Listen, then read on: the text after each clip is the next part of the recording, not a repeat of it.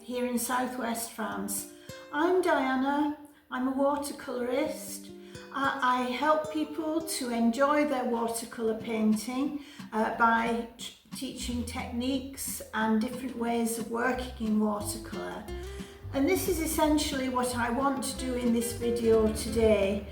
People often say to me, oh, watercolours are a really difficult medium.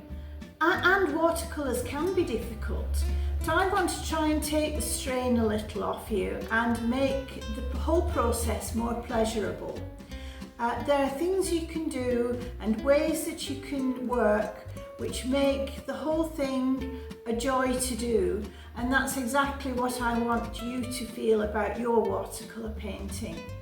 So I'm going to divide this video up into 3 sections, dealing first of all with water and how we use it to the best advantage, the paint we use and the paper we use. I'm going to cover different points and explain ways we can use this medium to the best advantage so that we can all enjoy our watercolour painting. So come with me and let's paint. First of all, we're going to look at how to best use water to create the best effect. And as the name watercolour suggests, water is very important in this process. I have 2 pots of water here, one to mix and one to wash my brush. And I have one palette here which contains Payne's Grey and Indian Red. I'm going to demonstrate several techniques to familiarise yourself with what the water can help, how the water can help to distribute the paint on the paper. And there are different ways we can use it. And I do recommend that you take just a piece of watercolour paper and try out these different methods because that will make you feel more confident, and the more you do, the more you will enjoy it. So many people are afraid of using too much water. They think the paint will go everywhere and they'll make a mess. But it is essential for the enjoyment of the process, really. So I'm going to start out by wetting this area of paper totally with my mop brush. So it's shiny wet. It needs to be shiny because we want the water to sit on top of the paper and give us a surface which will encourage the paint to run. So I'm just going to go to this point here, and you can see the area which is shiny. Catch it in the light.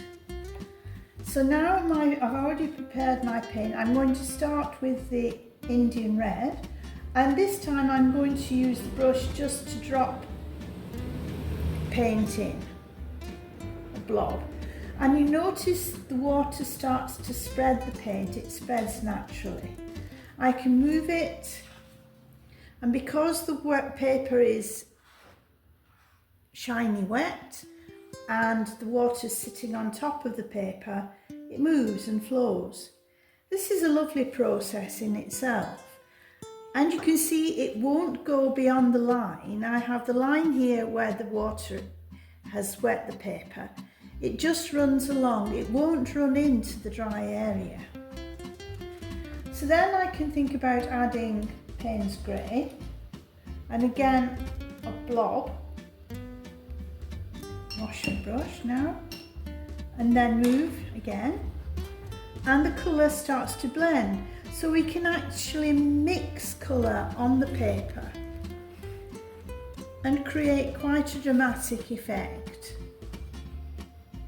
The more I move the paper, the more complex the mix becomes, and it creates some wonderful effects.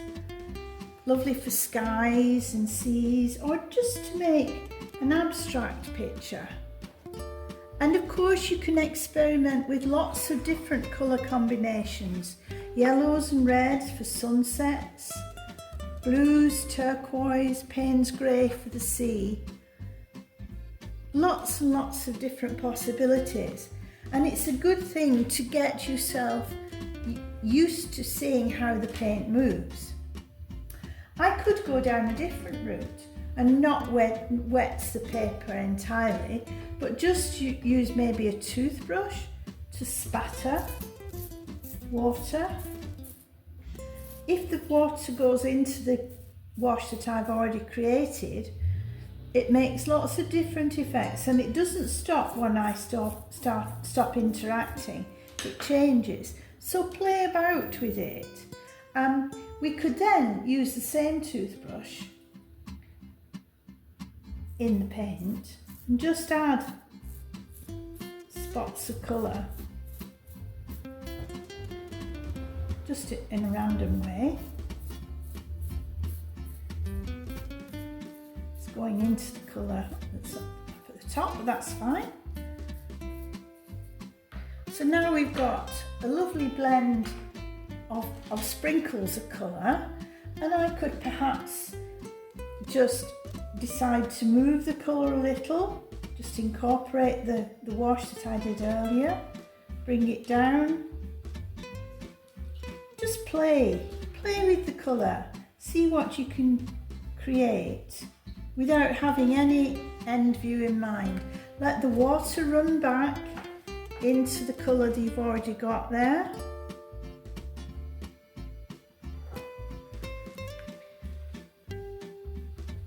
Some lovely colours arriving just by playing with the colour. I could then add with a medium mop brush, just add more colour, maybe here, just to kind of add solid colour, more solid than that. We need more colour on there. Once you've got an area which is wet, you can then spot more colour in, different colours, and let the colours mix.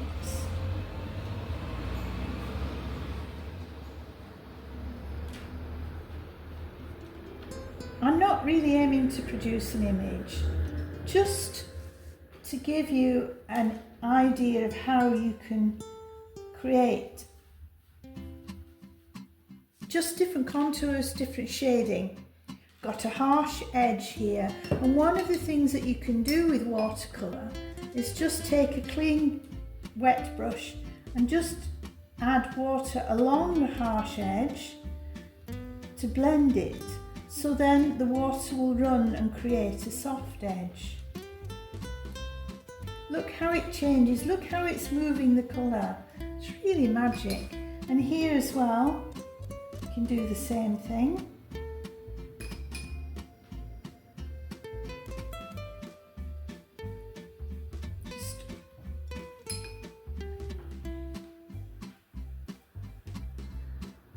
That's just wonderful. Just magic. Maybe I could then, for the rest of it, just wash the colour down like this with water, not putting any more colour on, but just taking it down, and this time letting the water skip over the paper a little.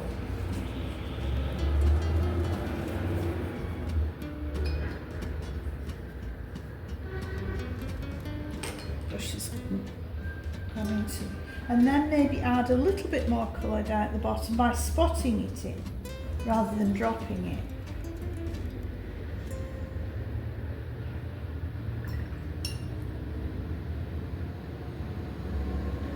So much drama happening without really having a plan. More water. The more you play, the more you will enjoy it, and the more confident you will be. And it's always the water that creates the effect. Now it looks like a big wave or a storm, but there we are. Quite an interesting effect. Solid at the top, solid wet paper, spotted paint in, spattered water, spattered paint, solid paint on dry paper, and then water added, and then wash the colour down and add more colour. And there you have an interesting array of different techniques, just happening accidentally, wasn't really needing to create any effect, just a beautiful one.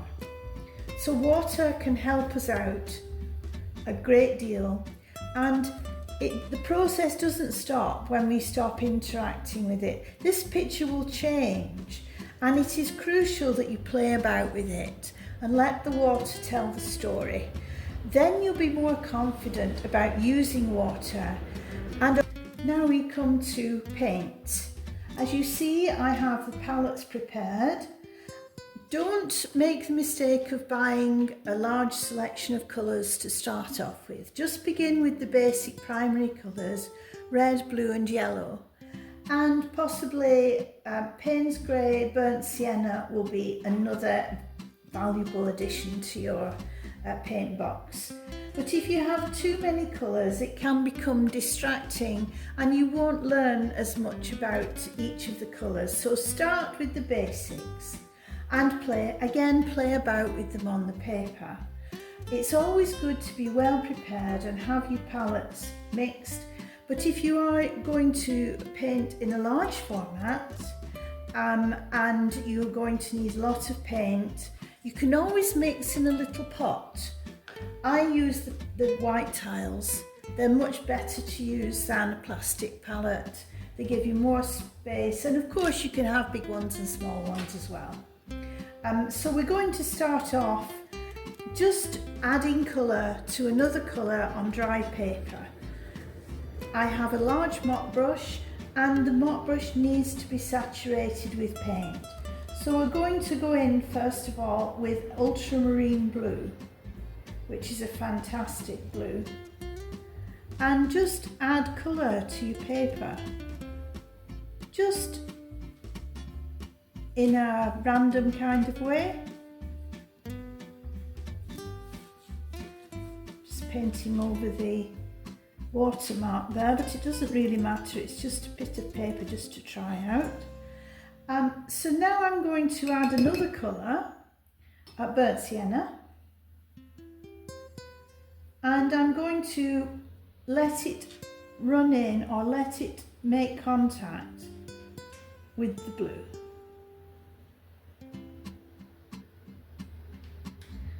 It's all on dry paper, so it's not going to run anywhere, only into the colour that I've already applied. Once you have that colour, this area wet, you can then go back and add more colour, just to see what happens, and spot it in if you like. So the blue can then interact with the burnt sienna that you've already added, and the intensity of the colour can be there. This means that then you can move this outer edge and you can see how the colour then will dilute. We don't want a harsh line, so we just again use the water, take it across,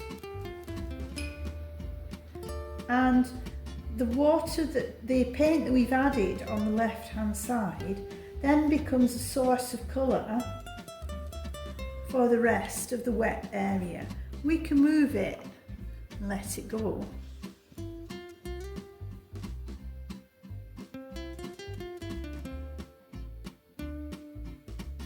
We can then see what this combination of colours, the different shades that we get. This combination, ultramarine blue and burnt sienna, produces some lovely soft greys. And it also gives us texture because the ultramarine blue is a granulating colour. So just doing that little patch of paint on a scrap bit of watercolour paper gives us an idea of how this colour can be used in skies and in atmospheric paintings. A beautiful, wonderful combination.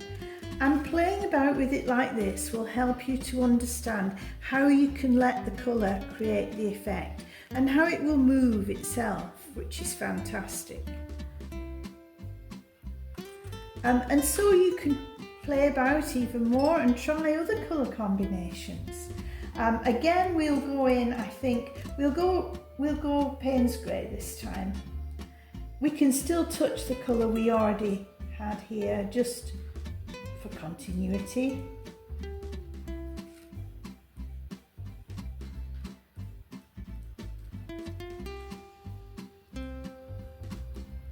Wash the brush, and then I have wonderful Scarlet Lake, which is a very rich orangey red, beautiful colour, and we can apply that to the edge.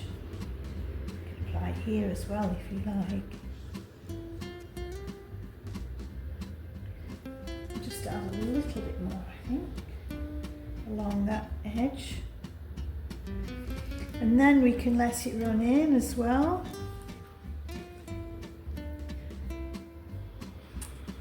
Running paint and spotting paint plays havoc with your fingernails, but it will give you that confidence to let paint do its own thing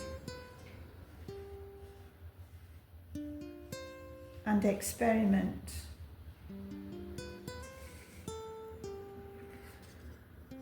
So we let it run. Children love to do this as well, but then there's a child in all of us, I think. And you can see the different effects we've produced. You can also see that because this is slightly drier now, the paint is staying in that area which is wetter. So it doesn't go everywhere. When you let the paint run, there are limits, and these are the kind of things that you will learn if you just play about and don't get too bogged down in the detail. The brush that I'm using is a natural hair brush, and it's not a synthetic brush, and it does hold a lot of paint. These days they're expensive. And nowadays also you can buy a synthetic natural hair mix, which is maybe a better direction to go in. But synthetic brushes, totally synthetic mop brushes, are really not useful for watercolours because they don't hold enough paint. And we do want to use a generous amount of water and a generous amount of paint to get a dramatic effect. So I would suggest that you invest in either a natural hairbrush or a combination of synthetic and natural hair to use.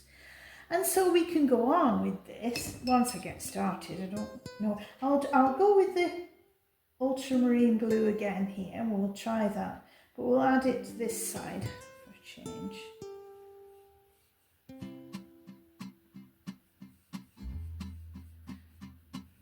Make it as intense as you can, but if you don't put enough paint on, just go back into the blob and spot it in, like this.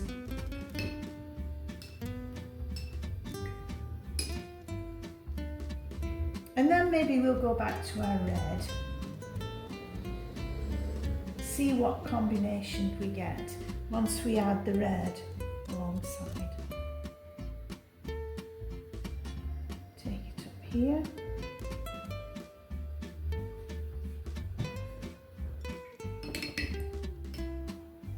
Let it run in.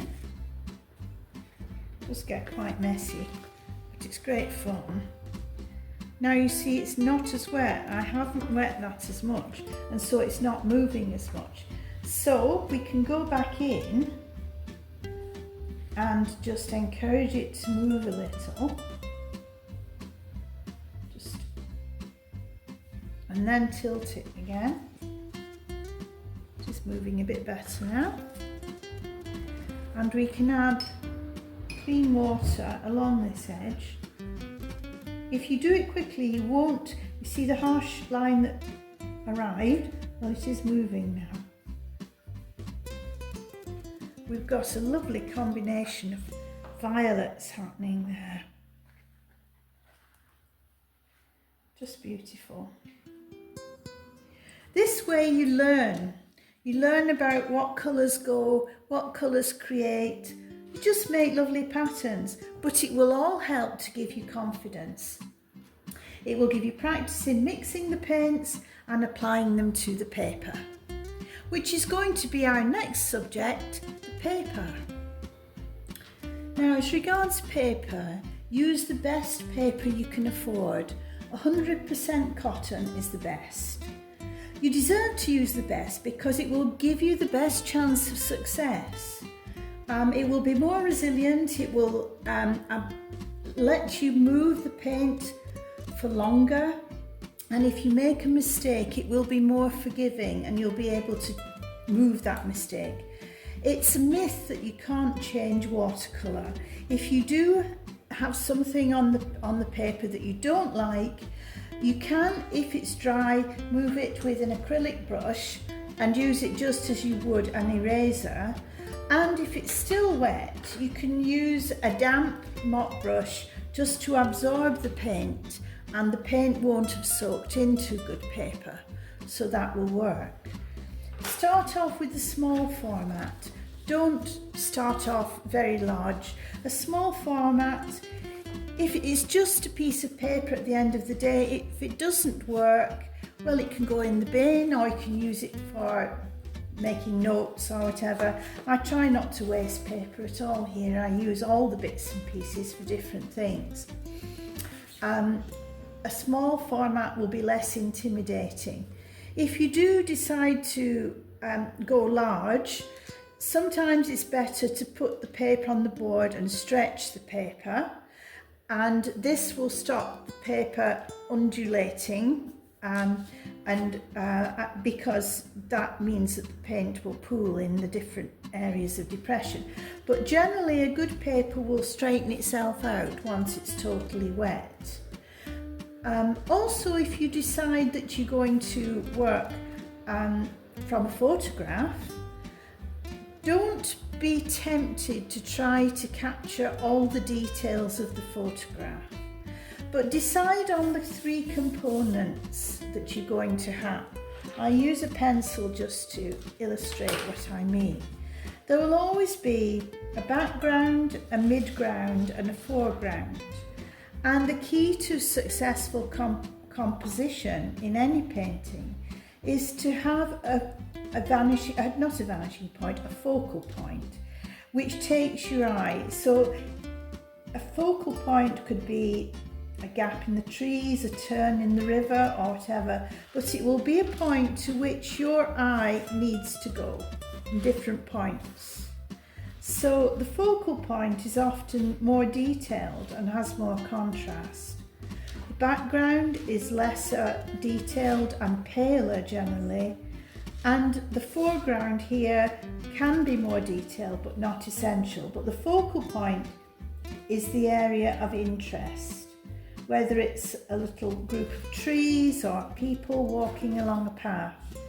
Composition is important, but don't do too much pencil work for a start.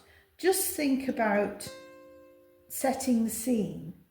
We can do this now on this little bit of paper, just with that idea, so you can see what I mean. I have a mop brush here, and I'm just going to start at the top, just wetting the area because we need a sky.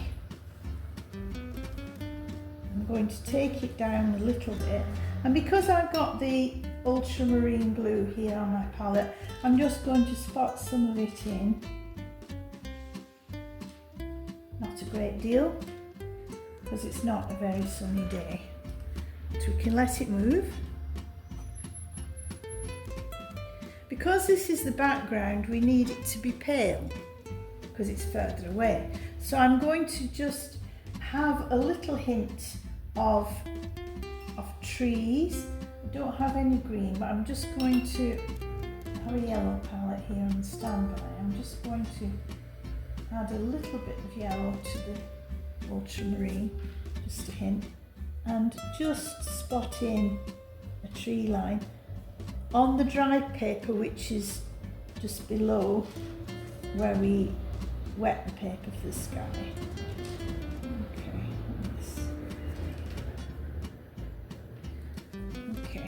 And then I can start to think about coming across, washing the colour across. Still have my pencil lines, but it doesn't really matter. This is just to help you to, and I can wet here the foreground. Sometimes better to work on wet paper, and take a liner brush, which is going to hold a lot less paint, and maybe go with my combination of ultramarine and burnt sienna, just to establish that edge line.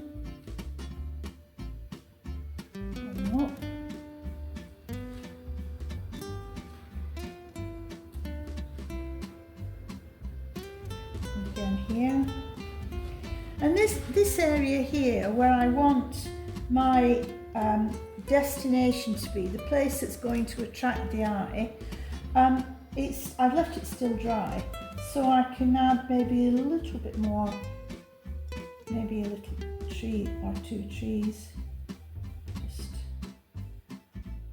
more interest, more defined. And then go back to this area. This is the foreground, so we can kind of add a bit more information.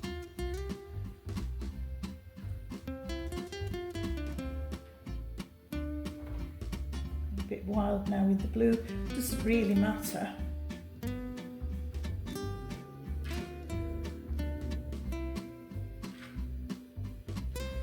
And then we have our path, which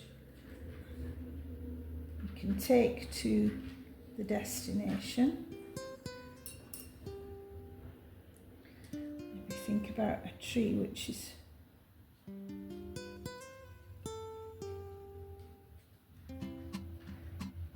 more information here.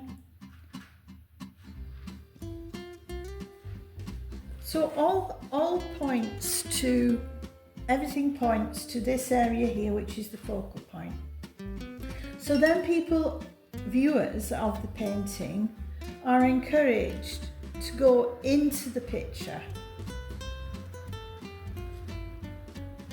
This is very rudimentary and unrehearsed, and it's just to prove a point, really. It's not to produce anything of artistic merit. But there we have it. We have our focal point here, which we could develop. We have a foreground, we have a background, which is more muted, and we can build on that and darken this area and have our direction of view, if you like. So this is a very simple way of explaining how you can compose a picture in just a millisecond, really, to help you to know how the composition works. And it's all done on a little piece of paper, which is 100% cotton and therefore easy to move. If we don't like it, because it's still wet, we can just irrigate it. Look at this. Wonderful. And then squeeze the mop brush and remove it. So we can let it dry and start again. So it's not scary, it's really good to do, and playing around with colour, as I've just been doing, is the way to go to start to enjoy your watercolour painting. Hope this helps. Thank you. Well, I hope you had fun. I certainly did. It's the one reason why I do this channel, really, because I want you to enjoy your watercolour painting. And if you haven't done so already, please don't forget to like and subscribe and leave any comments that you may have. I always enjoy your comments. And so, until the next time, happy painting. Bye.